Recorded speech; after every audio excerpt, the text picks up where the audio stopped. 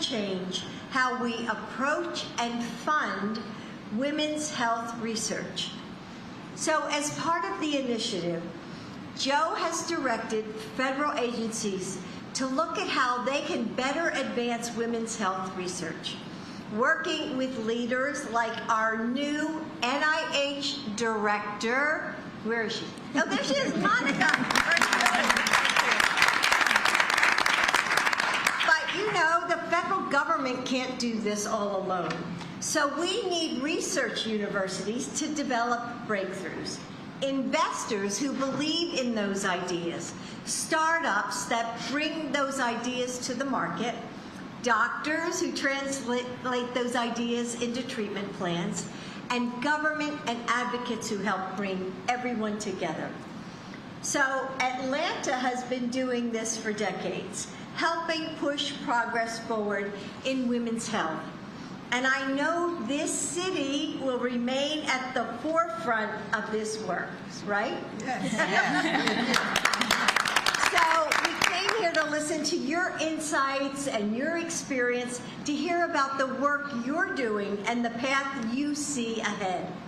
Because this is going to take all of us, not just us on the panel, everybody here in the room, and the press for spreading the word.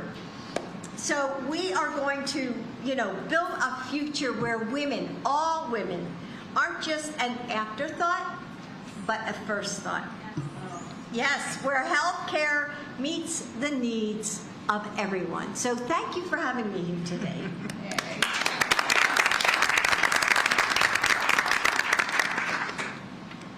Thank you, Dr. Biden.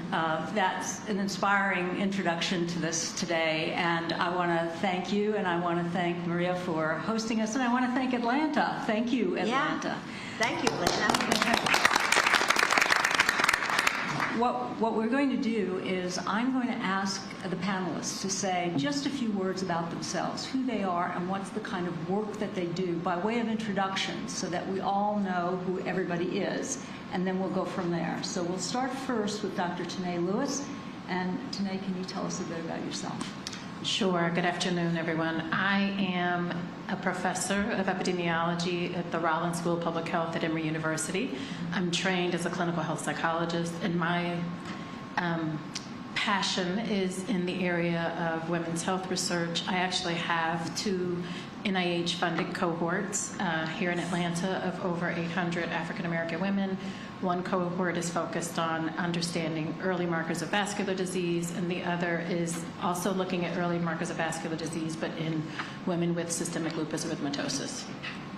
Thank you.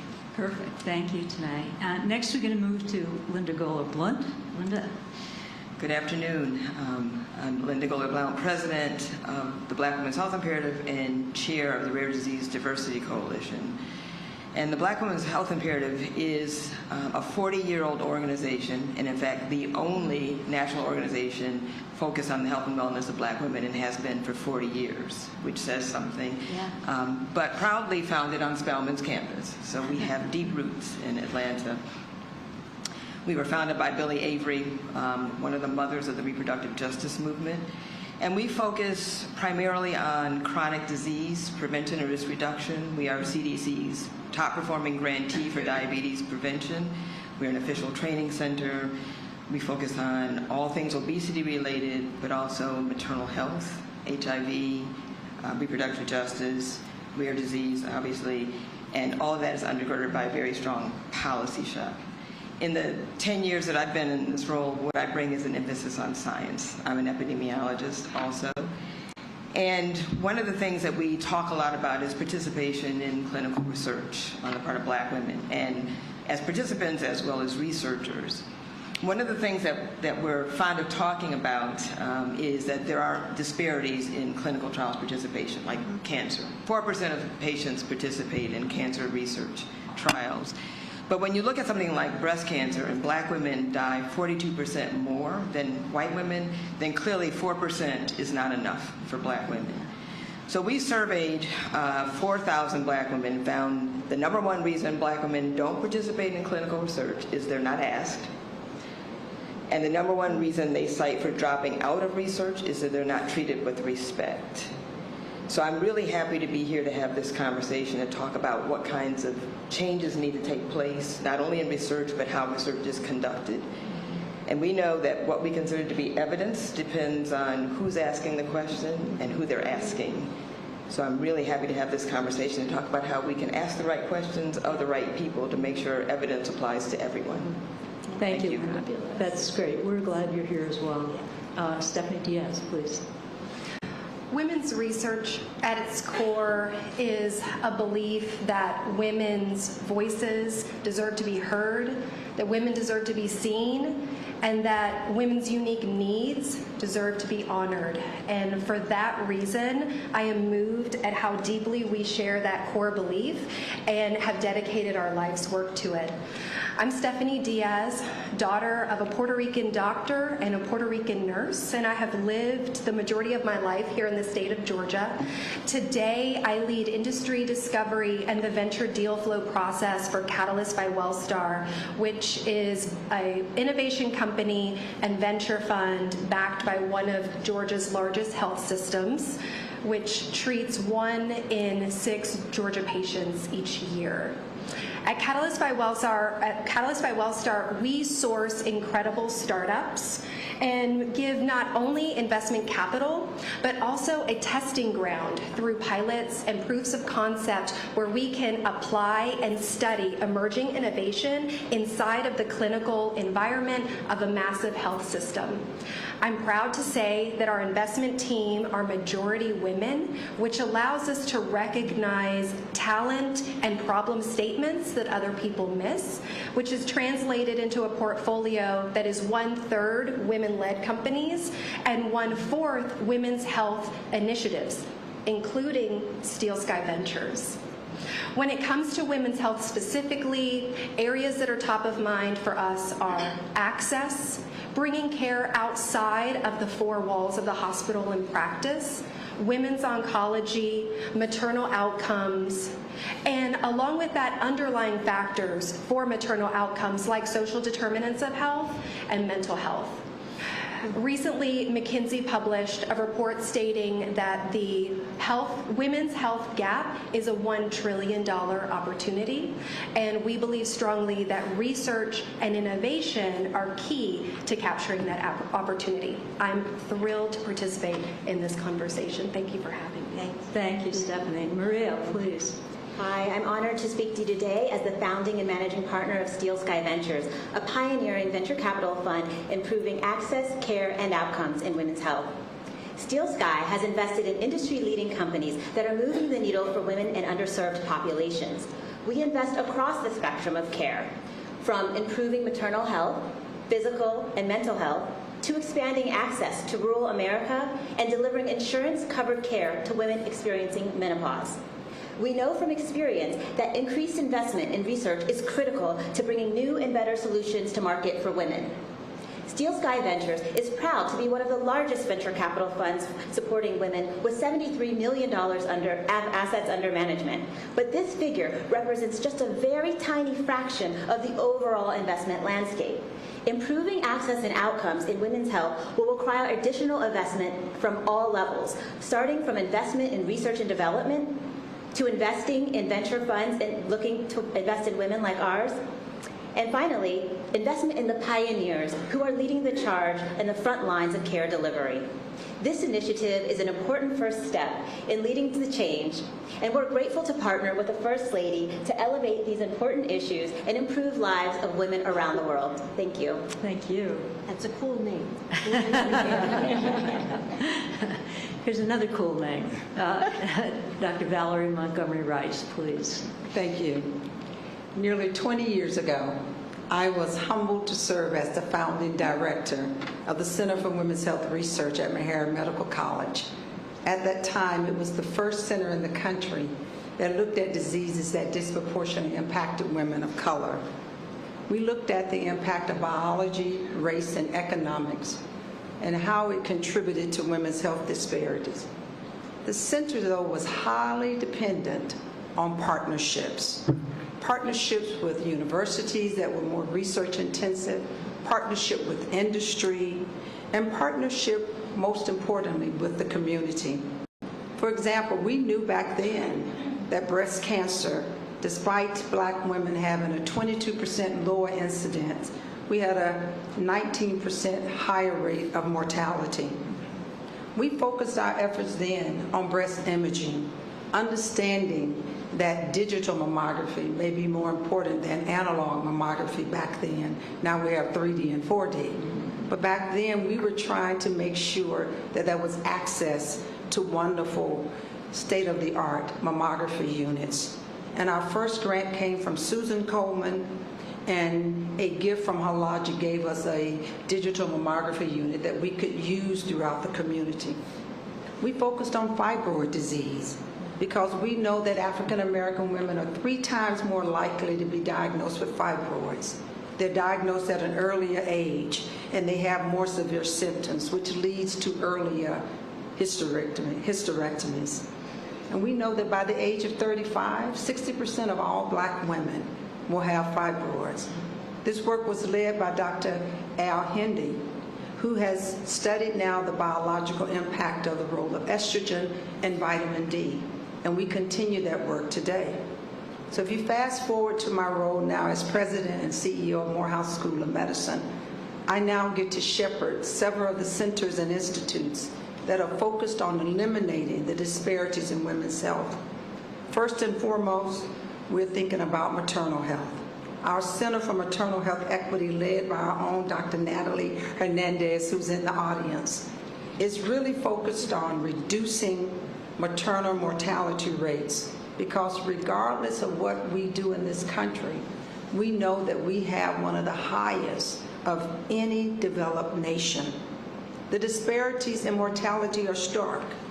Black women are 3 times more likely than a white woman to die during pregnancy from a pregnancy-related disease. The importance of partnership, though, was at the root of the start of this center. It started with a $500,000 annual seed grant from the state of Georgia, with the goal of reducing maternal mortality and morbidity in the state, particularly in women of color.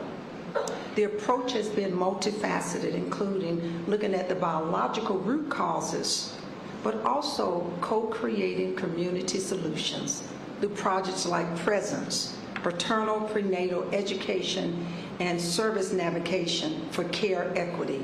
What does that mean? Patient navigators who are devoted to women during their obstetrical time, before, during, and after, are the maternal near misses experienced by women of color. And that study is about gaining an understanding of how severe obstetrical complications are perceived by partners, support persons, maternal health providers, because we know that those near misses can give us information, can give us data about how to prevent the next maternal death. This center now has more than $20 million a year of funding from HRSA, NIH, foundations, and industry. Our most recent institute, though, is one that I'm equally excited about, and it is the Institute of Translational Genomic Medicine, led by Dr. Melissa Davis, a biologist, a genomic scientist from Albany, Georgia. Our goal is that institute will be the national hub for genetic information on people of African descent, because even though we have the genome, we know that it does not necessarily represent all of us. And so Morehouse School of Medicine plans to be that hub where we create a genome that represents all of us. And so when we're developing new diagnostic and treatment tools to fight diseases like cancer, like breast cancer, we know that it's going to be specific and it's going to be precise for women of color also. We're excited about learning more about the interplay of genetics, environmental influences, and social factors in breast cancer disparities, particularly among women of African ancestry. Our team Sambai, which is the name of the team that is competing for the Cancer Grand Challenge Award, and we'll get a notice in a couple of days, hopefully by March. Cross our fingers. We got our fingers crossed. We know that 30 to 50% of cancers could be prevented by avoiding risk factors and implementing evidence-based prevention strategies. However, there are still unknown risk factors in understudied populations, and many cancers will have a cure if diagnosed early and treated appropriately.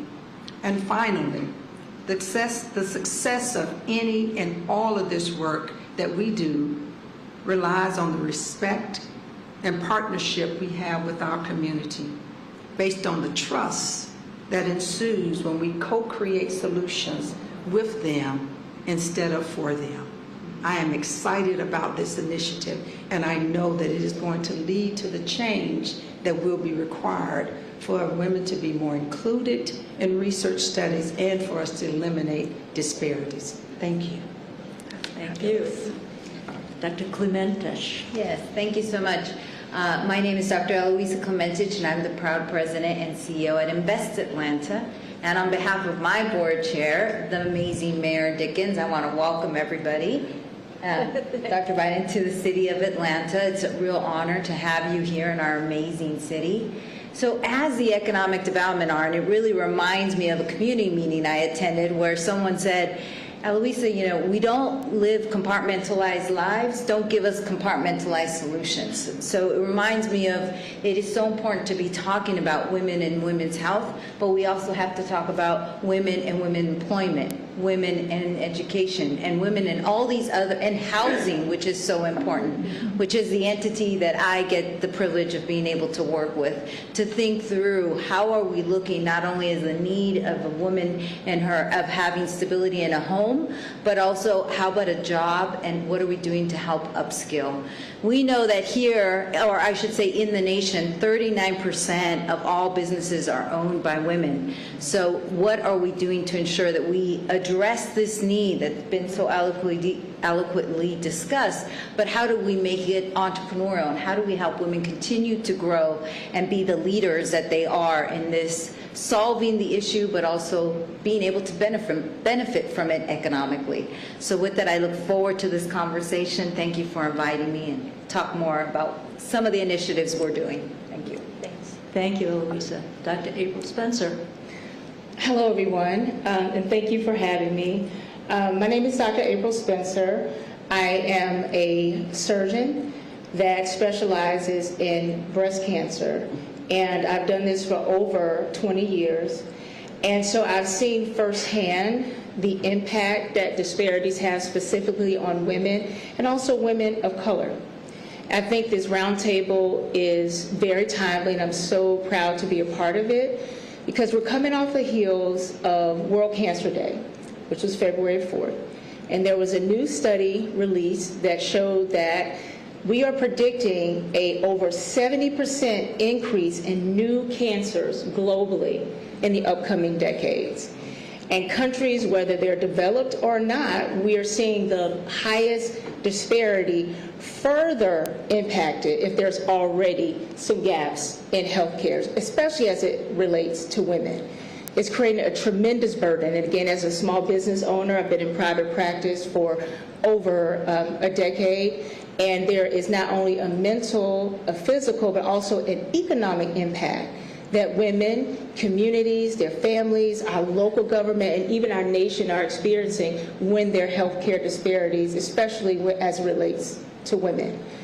So my thoughts are that if we just take like a three-prong approach, and we're starting that today, and that is one, just to make sure that we are making policymakers have a priority when it comes to research. We have some very profound researchers on the panel, even the head of the NIH, to really try to invest our time and our resources in our researchers so that we can go from bench to bedside in a timely fashion, so that people can benefit from the technology in this lifetime.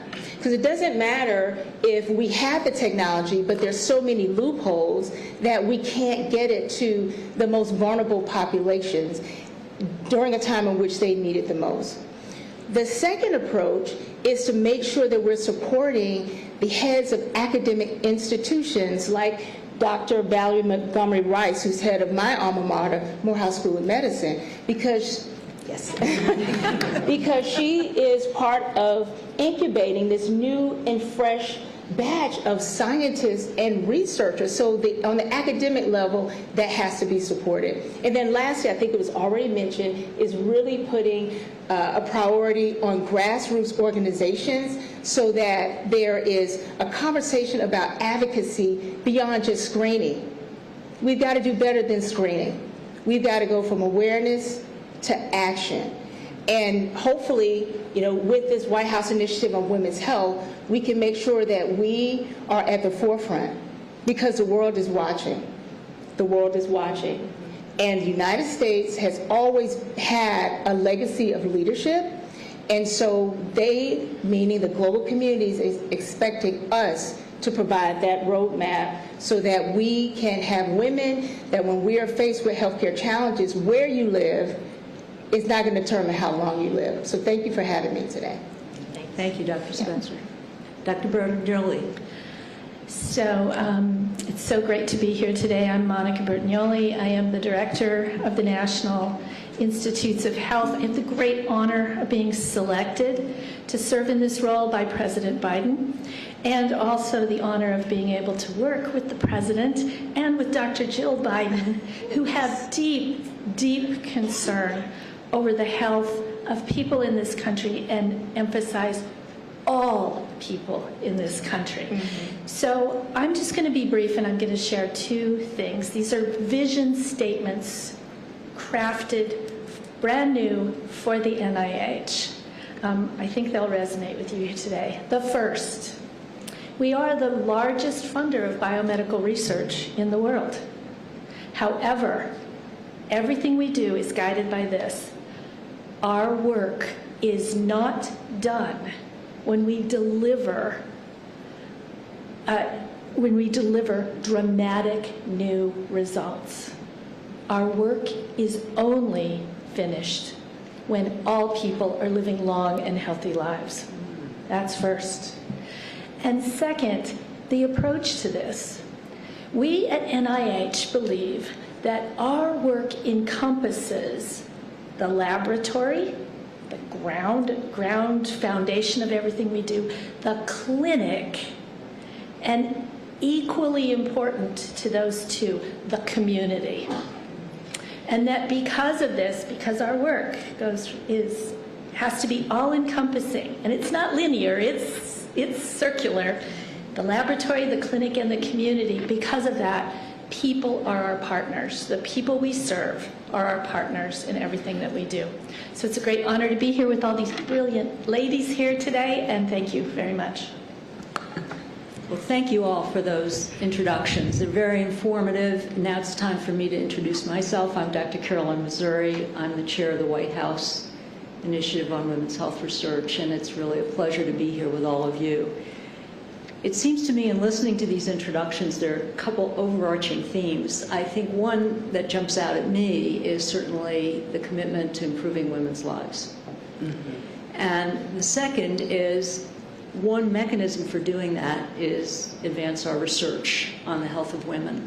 And people are committed to that, and you're hearing that, and I'm hearing that across the nation. The next theme, though, is partnership.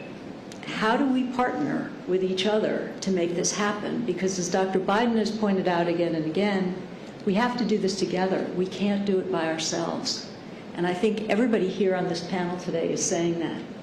So I'd like to start a brief conversation today, and I was hoping to start with somebody on the panel who's the most active researcher right now.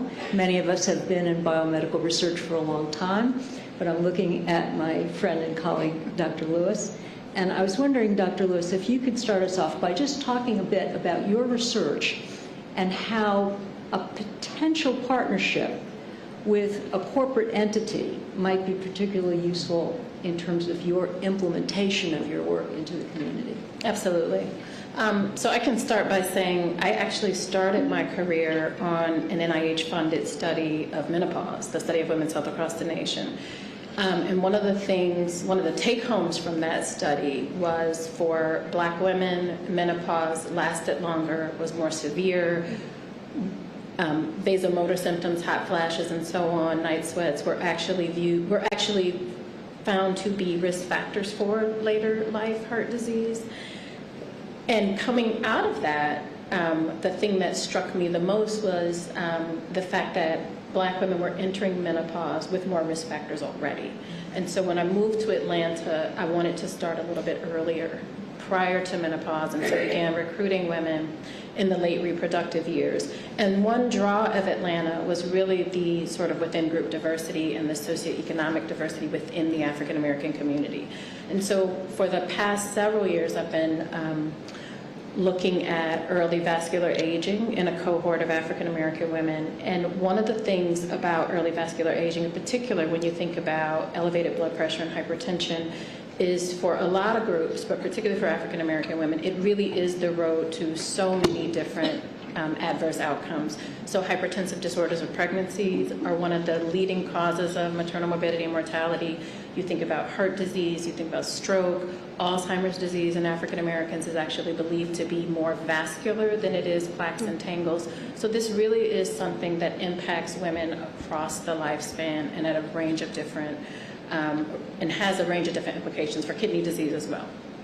And something else we found is that the elevated rates that we see in African American women are not, this is not about poverty and this is not about access. So if you think about, some high profile cases, Beyonce Knowles, Serena Williams, they had preeclampsia. And these are women that have a lot of access to care, a lot of wealth and so on. And what we even see in our own cohorts is that across the socioeconomic spectrum, the prevalence of hypertension is almost identical. So we see high rates of hypertension in African American women who are at the highest income levels as well as at the lowest income levels, those who are college educated as well as those who haven't finished high school. And so for me, that led to this question, okay, what is that about? And people have been for the last 2 decades trying to say, well, maybe it's attributable to genetics in some way, shape, or form, and those studies haven't panned out either. So my work really seeks to ask and answer these questions. What is it about the lived experience of being Black and female in this country that might contribute to accelerated vascular aging? And so those studies range from the stressors that women experience themselves, as well as the stressors that they experience, the stressors that their family members experience. So women are really vulnerable to something that we call network stressors. We look at things like superwoman schema, so this idea that a lot of African American women have that they must be strong and invulnerable and take on the problems of everyone else in the world. We've looked at discriminatory stressors. All of these things have been found to matter. The part that, for me, particularly over the last few months and the last year or so that has me thinking more and more about partnership is one of the things we're finding, we monitor women in daily life. So we look at ambulatory blood pressure. So we send them home with a blood pressure cuff because that's the gold standard. We want to get blood pressure at night because elevations at night are more predictive of heart attacks and strokes. And so what we find is that the equipment is limited. So sometimes the largest arm cuff cannot accommodate larger arms. We have larger body sizes in the South. African American women are more represented in these larger body sizes. We can't assess these women. We use something called pulse wave velocity, which in the Framingham Heart Study, which is one of the studies that has established cardiovascular risk factor, that actually precedes hypertension. African American women have different body shapes. So women who have larger thighs, we don't have thigh cuffs that can accommodate the larger thighs. And so again, we cannot assess risk. And we know this is one of the markers that changes over the course of menopause. The SWAN study showed that pulse wave velocity is more vulnerable to changes in menopause, and that's particularly true for African American women. But we are at a loss to assess that in these women because, again, there are equipment failures. And we've reached out to the companies.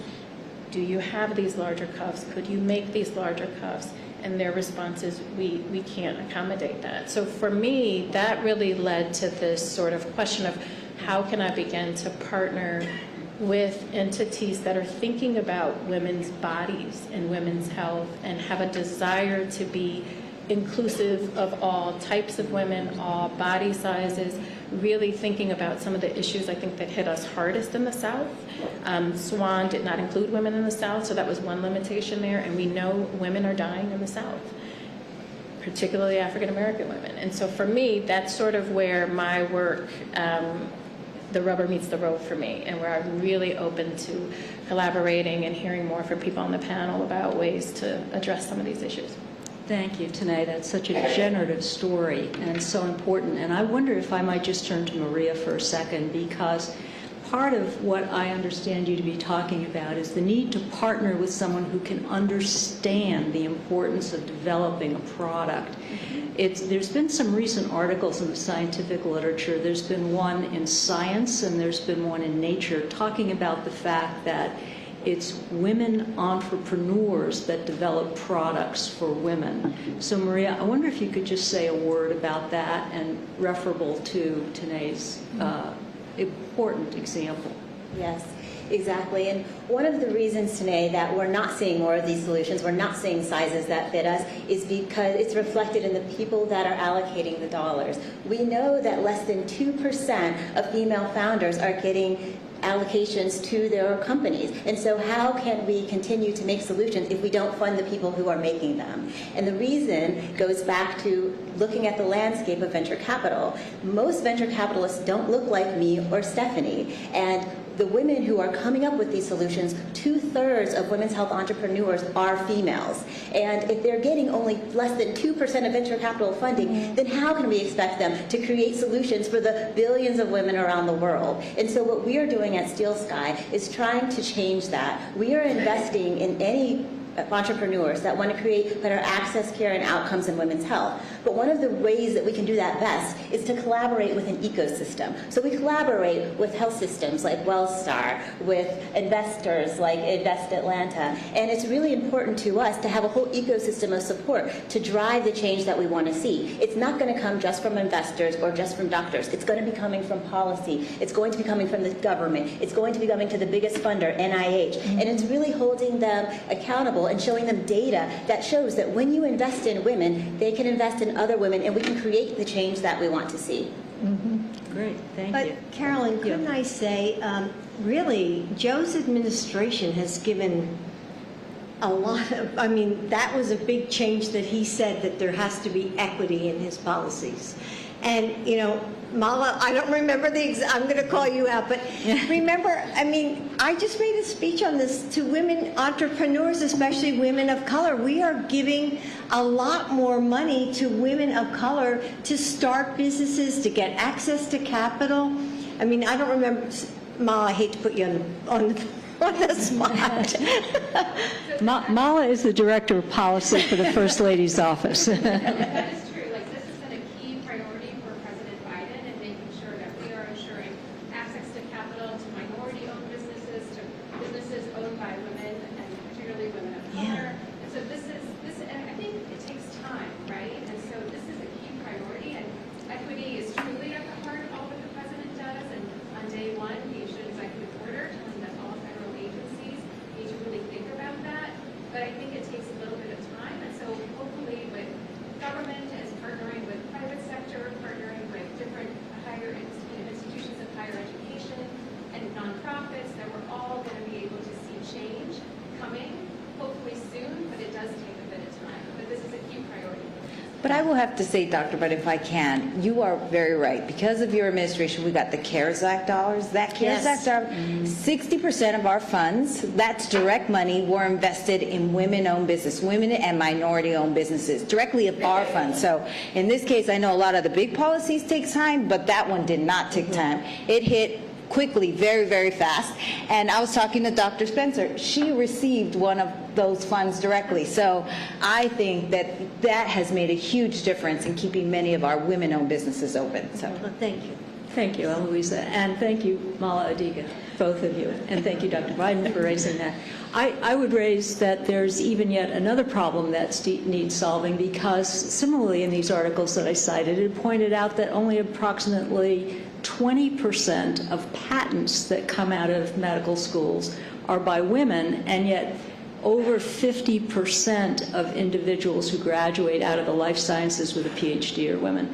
So it brings us back to Maria's point, I think, in a way, as well as Stephanie's and others, that it's women who really need to instigate these kinds of changes if we want to see them happen. And we need to bring all of the men in the audience along with us. So comments. I will take that one on because as the president of a medical school and a historically black graduate institution that has probably received one of the largest numbers of SBIR, STTR grants where we have gotten patents for the work that we're doing. I think it's very, very critical that we are given and supported through funding that allows us to take it to the next step. So those SBIR and STTR grants give you the opportunity to set up separate companies to then be able to commercialize those discoveries. And yes, there's a lot of resources that are required for patents and commercialization. So seeing more funding, and I'm talking to our NIH director, Yes, I see that. I see that, Valerie. in that area, and really directed in a way to those less research intensive, and I put that in air quotations, institutions, is really, really important because there's a lot of great science. When you think about this Grand Cancer Challenge grant that we are applying for, we've made it to the top 4 out of 220 applicants around the country, around the world, excuse me. Our partnership is not just in the United States, it's with 8 countries in the African continent, because we know that African ancestry will make a difference in understanding this complex genome, because we know that African descendants, unfortunately, for many, many years went all across the world, not on their own volition, right? Okay, they went across not by their own choice, and they spread that genome. And that was influenced by societal factors, environmental factors, et cetera. So we got to be able to make investments to study that. And then when we come up with solutions, though, we need to be able to translate those solutions to commercialization so that we can increase the opportunity for them to get to the community. And I always describe it as delivering the promise of science to the community. So I would love to hear more conversation about that. Dr. Bertagnoli, Yeah. I'd love to hear from you. Oh, sure, and thank you so much for giving me the opportunity to highlight 2 very important programs for which there's an open door. One of them is the SBIR program, as you've already mentioned, incredibly powerful, one of the gems of what NIH is able to do and support, and it's been undersubscribed, frankly.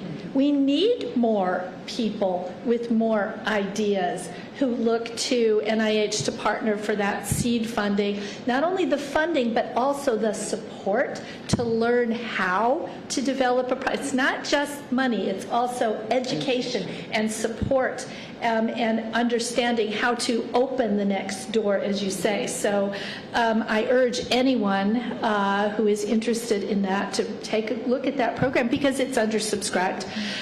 The other one, as you were talking about the cuffs, there is a wonderful institute at NIH, the National Institute of Biomedical Imaging and Bioengineering, that has a network that is, you can also apply for funding to be part of this, called the Potkern Network. It's point of care, can't remember the rest of it. Bottom line is, it's developing tools and techniques that allow us to get into people's homes, to get to the point of care. It's one of the things that ran the RADx initiative. It's the same place that ran the RADx initiative to become home testing for COVID, but they've got a large list of really exciting new things. And last of all, I'll highlight not only your monitoring devices, but they're developing critical things like the ability to do close monitoring of a pregnant woman, to identify preeclampsia in the home far before these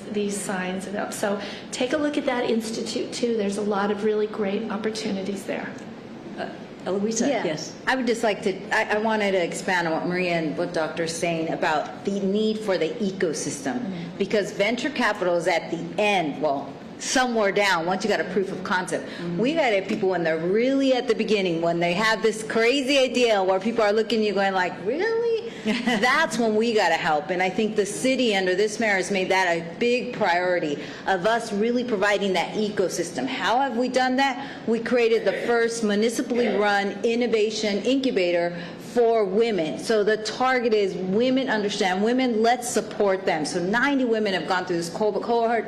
Over 1,000 jobs have been tied. So we're continuing, and the city is very committed to that. The second is to the ecosystem, and we have started to fund very small companies with $15,000, $20,000, $50,000. One being True Diary. It's a small women-owned business here in South Atlanta that's focusing on helping Black and brown women during pregnancy. True Diary on the ground, they're helping women where they are when they need it. And so that kind of infrastructure. And then lastly, I would be remiss if I didn't outline Donnie Beamer has been leading an amazing effort here in the city to really help these entrepreneurs continue to grow through the ecosystem. So we need all the research, but we got to get women with the great idea to hand them over to great groups like yours, Maria. I'd like to expand on that just a little bit further. When it comes to first-time founders especially, it's very common that they will launch consumer-facing businesses. And I think it's really important that we, in all of the resources that are being given to these first-time founders, open doors for them to expand commercial and business-to-business opportunities. And one way that Catalyst has gotten more involved, there are incredible entrepreneurial support organizations for first-time founders, for founders of color. One based here in Atlanta is called Goody Nation. I spent a year with Goody Nation and a while with Catalyst, mentoring some of their founders, which allowed me to get to know them and then start to foster opportunities. We just launched a pilot with one of those founders, Kayla Wright Jackson, has a company called Transition that's focused on the future of work for healthcare. And so starting to open up those doors, but you have to get so involved in these entrepreneurial support organizations. It's not just about a financial contribution and sponsorship. It's about boots on the ground, mentorship, and then finding those pathways and bringing them in. So Dr. Biden, this kind of goes back to your point, I think, saying there are multiple ways in which this has to be done. We all have to kick in on this. So there's NIH, there's private enterprise of different types, and there's opportunity that's evolving more and more in the medical schools through Dr. Rice, Montgomery Rice, and others are supporting people like Dr. Lewis increasingly. Linda, I think you wanted to say one thing. Yeah, I think, this conversation is wonderful, and I think there's something that probably needs to be said, because we're talking about innovation, we're talking about doing things that haven't been done before, and women are very good at doing things that have never been done before. But I want to also talk about, when we say innovation, what we know is, if there's a saying, effective technologies and therapeutics are always disparities producing, because the people who have resources get access to these first.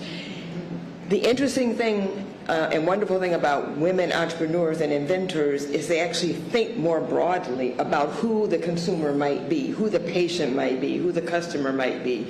So we don't design things just for the wealthy. We design to solve the problem. Right. So we have a partnership. Some people think it's sort of an unusual partnership, but it's with the NFL. The majority of the NFL of players are Black men. They have Black mothers who care about their health. And so we're looking at the experience of breast cancer and cervical cancer among Black women through a partnership with the NFL to get women thinking about, what is it that we need to do? What do we need to know? What questions do we need to ask? How do we know we're getting the best care, the care we deserve? And out of that process, we expect to get policy change so that the U.S. Preventive Services Task Force won't, again, suggest raising the age of screening mammography for Black women, but also new therapeutic developments that take into consideration the lived experiences of Black and brown women. Yep. And so I just wanted to highlight that this is the approach that women take to work. Maria, I know you know this. And it's the approach that all people should take, because too much of research has treated women like female versions of men, and that's not who we are. Well, and not just that. A lot of research that we use today in the clinical setting is white women. And so it doesn't take into account that diseases like breast cancer impact Black women, Hispanic women differently, and how that comes to life. So it's my unfortunate job that I have to bring this to an end, because this could be a 3-hour discussion. And Could be a lifetime discussion. Right, exactly, a lifetime discussion. But I want to thank all the panelists for taking the time today to come here to say what you're saying, but also then going back and doing it. I so appreciate all of you. Thank you very, very much for hosting us, for being here today, and we thank the audience and the press for listening and paying attention to what we're trying to do.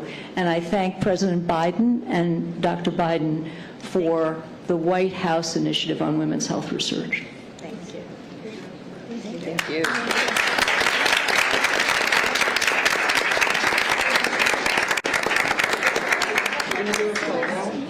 We'll have a home stand, the screen behind